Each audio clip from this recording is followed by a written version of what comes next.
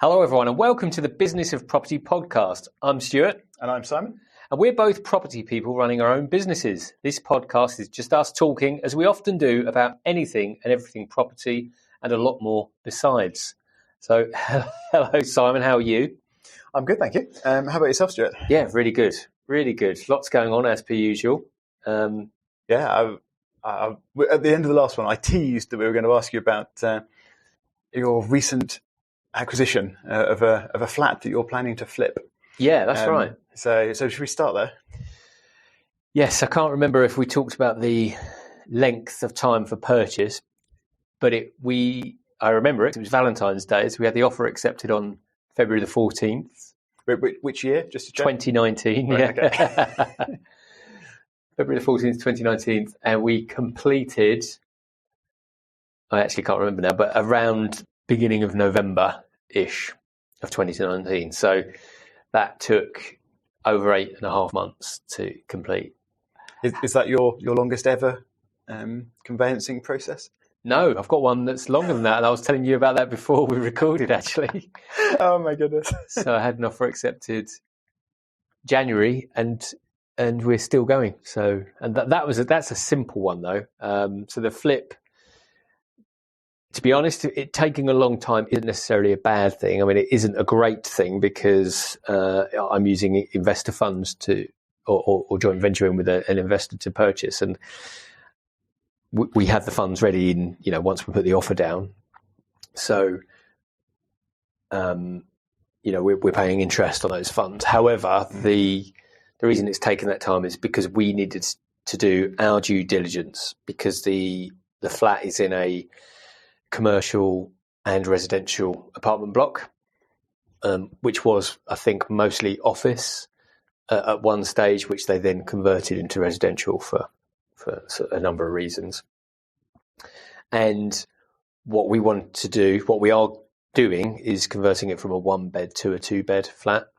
Sounds really simple, doesn't it? Until you start dealing with managing agents. I think anything in a flat's harder than you expect.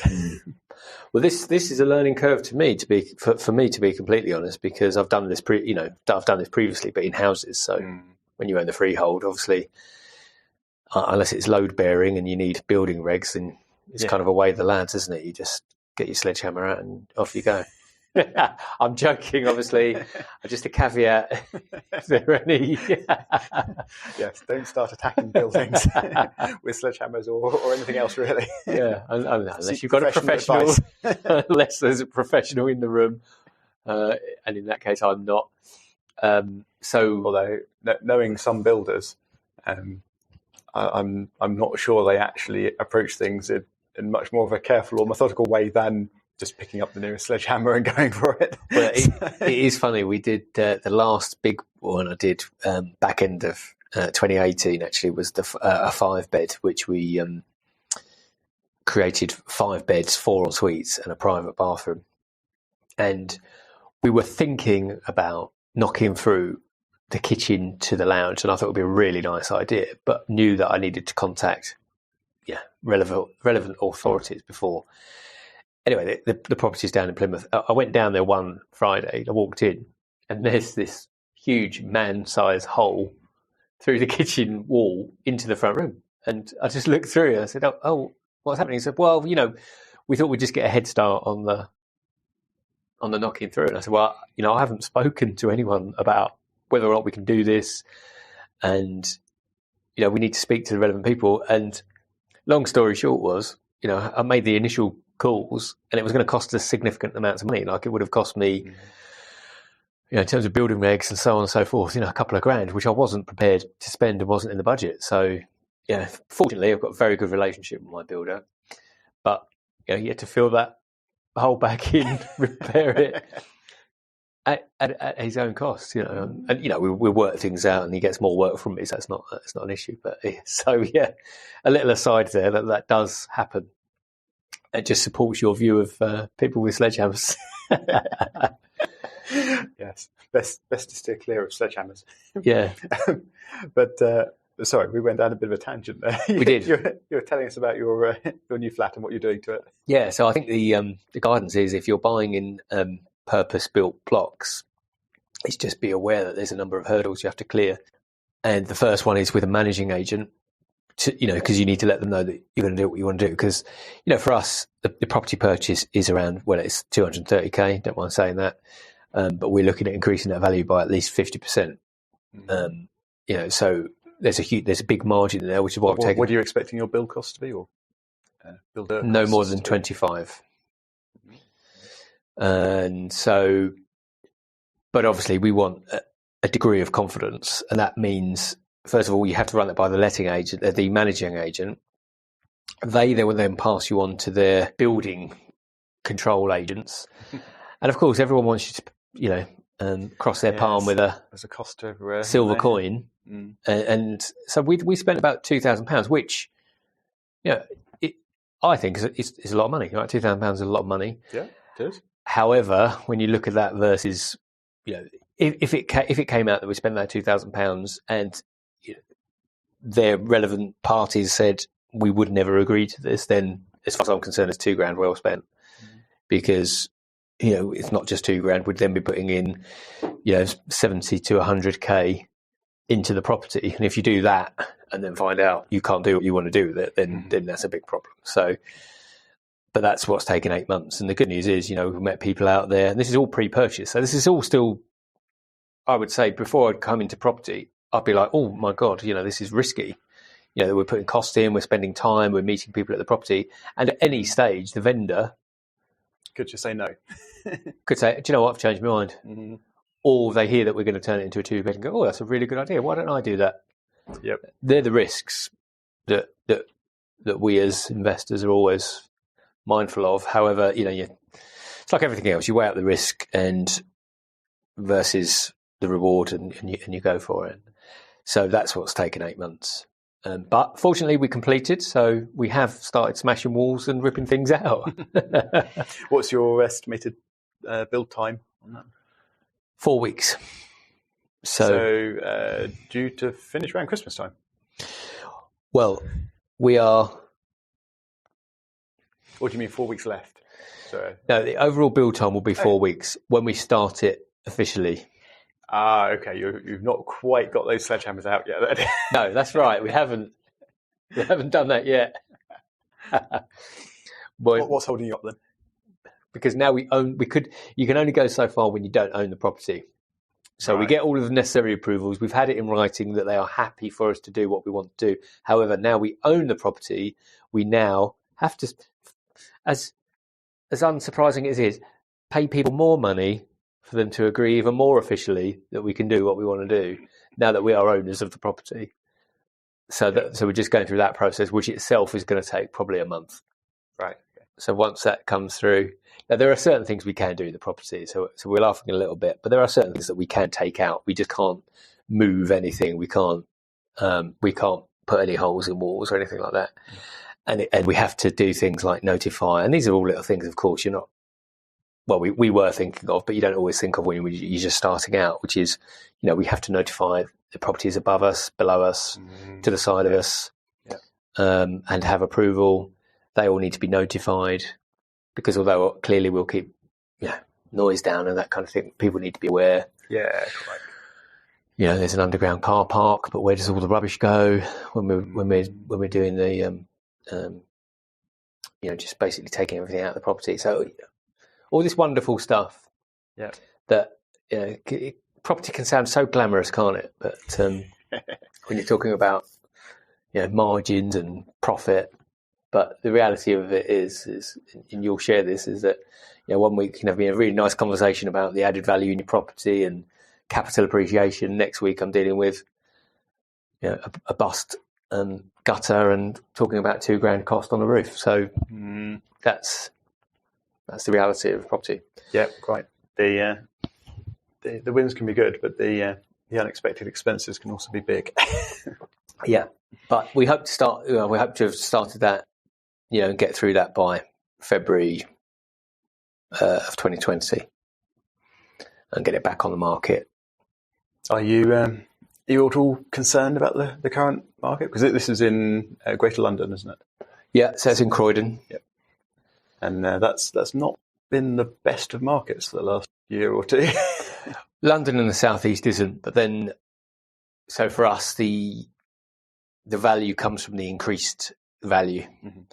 So regardless of the stagnance of the London southeast market, for us, you're taking a 1-bed and then creating a 2-bed with a second bathroom.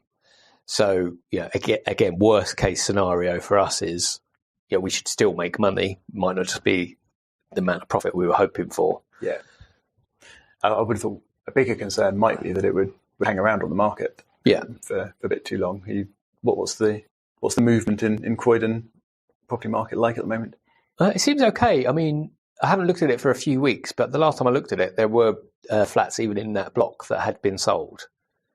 Oh, excellent. That's very promising. It's promising, but I don't like you, I don't run away with these things because you can never tell until you're actually there trying. But past performance is not is no determinant of future experience. So we work on that, but of course, we work on. I've already looked at the buy-to-let numbers, and should we need to, that'll go on a buy-to-let. So it's as simple as that. It will go into a buy-to-let, and the numbers on that should be okay. Cool. Until it gets sold. So good to have a backup plan. Yeah, I think. Well, my experience is if you don't have a second or third option, then it would be a very risky investment. Yeah, definitely.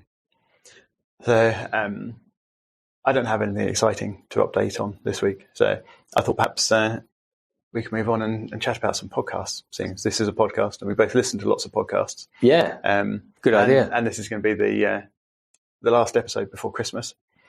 It's something a little bit different. So do you want to kick us off? Pick a podcast you want to mention? For me, everything in property started with Inside Property Investing podcast with Mike Stenhouse. So it would be remiss of me not to talk about that. So if anyone listening hasn't started with Inside Property Investing, I suggest that you have a look at that because it's been going, I think, since 2013 around. So it's been going 5+ years anyway. And Mike is actually on my executivejuice.com podcast as well. Executive Juice, just a quick plug there. I'm not sure we can let you have two for the price of one there. So. But what's really good about Inside Property Investing is the variety and range of people that Mike interviews. So, for anyone that's looking at investing in property, whether that's you want to flip a property, create service accommodation, do property sourcing, huge developments, it's all on there. Yeah, I mean, Mike's podcast is one I listen to a lot as well. I'll confess I don't listen to every episode, but I listen to most of them. Yeah, and as you said, there's such a big range of things that he and his guests talk about. Yeah, and since you did mention it as well, I also listen to Executive Juice. Well, thank you. So I very much enjoy those interviews. You have had the odd guest I haven't enjoyed quite as much, but most of them I've really enjoyed, and I've got some good lessons to pick up on. Good, pleased to hear it. That's the aim. Other than that. Then I've got to mention the property podcast by the two Robs. I think there's one that I listen to pretty religiously and enjoy. They're big on their education and spreading knowledge, which is something I definitely agree with. But they've also thrown in bits of experience and interest from occasional guests and things as well. I quite enjoyed their little diversion to entrepreneurs recently. And, Mike Winnett. Yep, exactly. Yep, and his efforts on YouTube. I think that's something that could do with being spread a bit more. There's a lot of people spending a lot of money on property education that isn't going to go anywhere. It's true. And digressing slightly, I think it is. It's funny, isn't it? Because a lot of us, when you get that little clip that pops up on a YouTube video that says, if you just listen to me for 30 seconds, we'll make you a millionaire from your laptop within the next 5 days. Most of us are just skipping that immediately because we can't quite believe it. But for some reason in property, whether it's it seems so feasible, and the dream can get sold a lot easier. We get sucked in a lot quicker. So I think it's definitely been a useful development. Yeah, quite. I mean, I've never been tempted by these things, but you read about people spending 10, 20, 30,000 pounds on training courses. You could buy a house for that. Yeah. And learn on the job.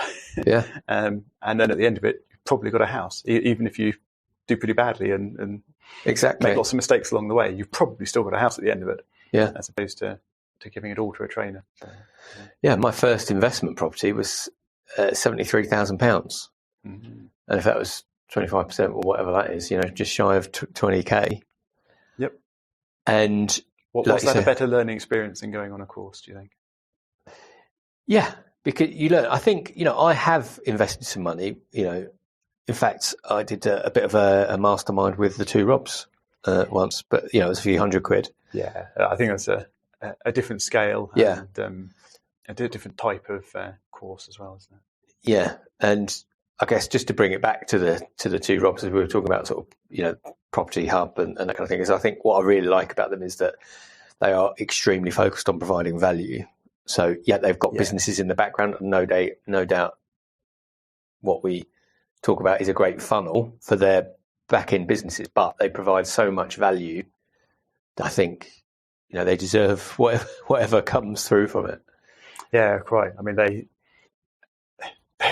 do seem to be very busy. Yeah. So yeah, hopefully things are working out well for them. Yeah, I'm sure they are. I'm pretty sure they are. The next one you mentioned actually was Property Jam, which I haven't heard of. Okay, so this is a fairly new podcast.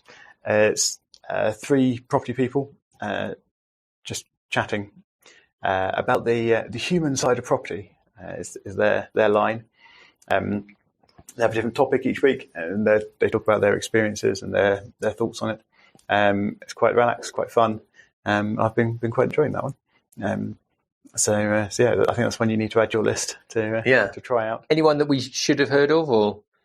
Oh, you're dropping me in this because I'm no good with names. I had enough trouble remembering the name of the podcast. I can't remember the name of the people on it, I'm afraid. I'll need to work on my memory for people's names for next time. I'll look that up. So the other one I'm listening to at the moment, and I think this is where podcasting is great, because when you want to learn something new, and I just started getting interested in service accommodation as an idea. Now, I think I may well just continue my focusing in HMOs and co-living, but serviced accommodation, and I can't remember the host's name, but he's called the Property Soldier, and again, I think he's come out of the Progressive Property stable. However, the information is very, very useful, and some of the tidbits that they provide in there are really good. Again, if someone's coming new, to think about things that you haven't quite thought of before, like additional costs, like the cost of linen for service accommodation. They were saying it's something like £10 to £20 per bed. So per stay, and a lot of things per stay. Yeah. Wow. Okay, that's more than I would have guessed. Yeah. Exactly, and that's the point, isn't it? I think a lot of people will bandy around service accommodation, great model, lots of money, take your your one bed flat, and it's going to earn you triple the amount. But of course, that will come at a price, and that price is the cost of managing it as a serviced accommodation business, which is being cleaned every time there's a visit, changing things. So that so far, I've only listened to a handful of episodes, but I actually quite like it. What I really like about it is he does his mentoring calls live. So they're recorded mentoring calls. Now, they're structured, so I think that they're pre-structured, which is more than we do at the moment. But we made notes for this one, and everything we in did. Advance. We did write notes. You're right. But it's really good just to hear that conversation. It's not all structured, so they'll have a conversation, which again I think if you're new to properties is quite a good way of doing it. What was that one called? Serviced accommodation. It will pop up as one of the first. Yeah. So on service accommodation, we should really mention Service Accommodation Secrets, which is another podcast that's recorded locally in our area by someone we both know, Sally. whose surname escapes me because I'm terrible with names. But yeah, she's been doing that for quite a long time now. And every episode is a fairly deep dive into another topic on service accommodation. So it sounds very similar to the one you're mentioning. Yeah, sounds good. Yeah. Should we mention a couple of non-properties just to balance this out? I don't know. Do we listen to anything that's not property based? Rarely. I'm trying to wean myself off. Go on then. So I listen to one called Noah Kagan Presents. So, God, you're having an effect on me now because you're affecting my memory. But I'm radiating forgetfulness. Brilliant. He basically interviews entrepreneurs as well, very, very similar to I do, and goes really in depth. And he's got some really, really good guys on there. I'm just trying to remember the name of his company, but he's got an online sort of software business. But he's just got a very relaxed, informal style, which I really like.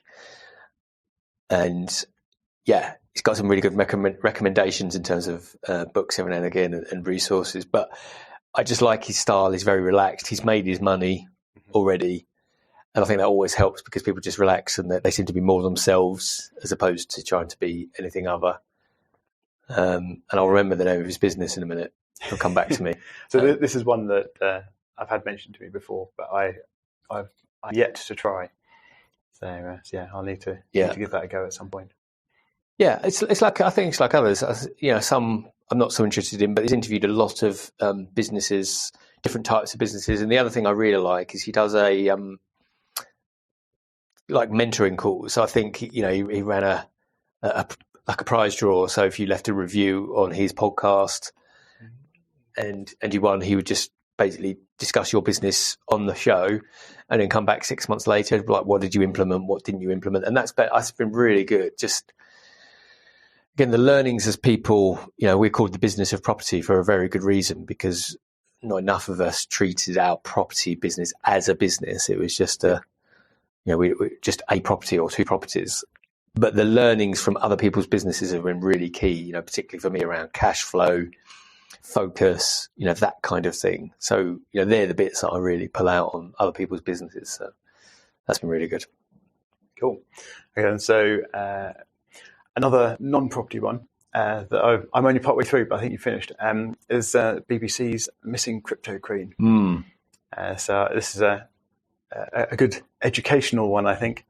My eldest son was recently, I forget exactly why this came up, but he mentioned something about how a famous actor has been investing in bitcoins, and that's clearly the sort of answer to everything. And I question, what? And it turns out this was a YouTube advert that he's seen, almost certainly not actually involving the actor that it was claimed to.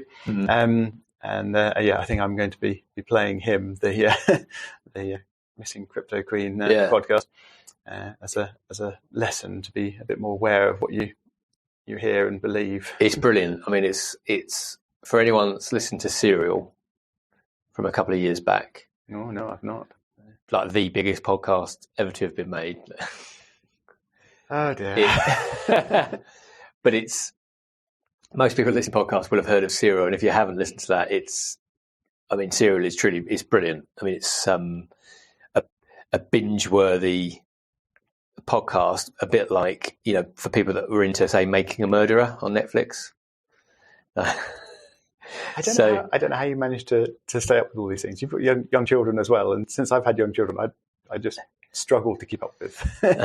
But so Serial is about essentially someone that was convicted of murder or potentially convicted of murder, and essentially that's the story about it. Anyway, that Serial, they released 3 series, which was truly brilliant, made by very professional journalists and so on and so forth. Anyway, Missing Crypto Queen for me is as good as that in terms of, once you listen to the first podcast, you just you're desperate to find out what's gone on, and I always know how good a podcast is. Whereas if I get to my desk and I'm saying, right, I'm just going to give it 5 more minutes while I fire everything up, then I know it's really good, because usually I just switch off as soon as I walk into the office. Yeah, so Missing Crypto Queen was very good. And then before the show, briefly, you mentioned Business Over Beers. Yes, indeed. Yeah.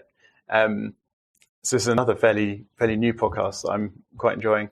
The people behind it are sort of in the property world, but their guests that they interview each time are a mixture of property people and non-property people. And yeah, I'm just really enjoying the relaxed sort of casual approach to the guests and the content and things. So Yeah, so William Stokes, I know William, and actually he will appear on Executive Juice podcast as well.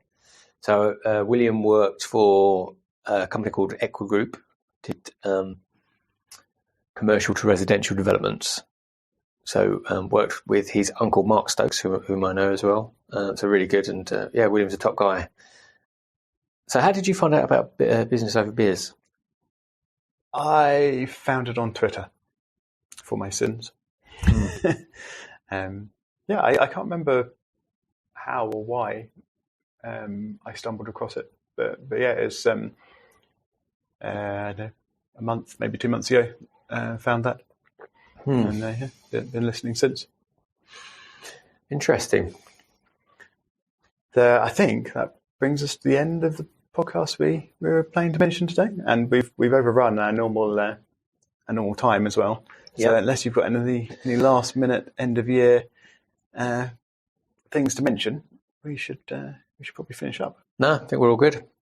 Okay, in that case, Merry Christmas and Happy New Year to anyone listening, and we will be back in 2020. Thanks, everyone. Please check show notes at thebusinessofproperty.com.